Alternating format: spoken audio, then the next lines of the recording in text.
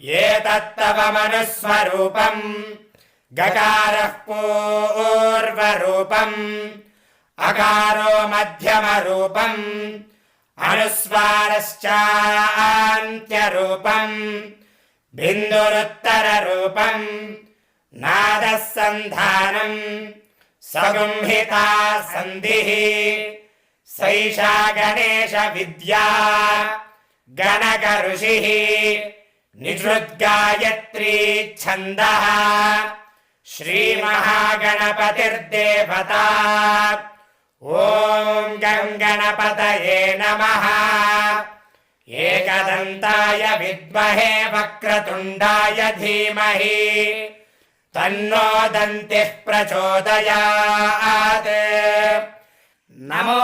व्रातपतये नमो गणपतये नमः प्रमथपतये नमस्ते।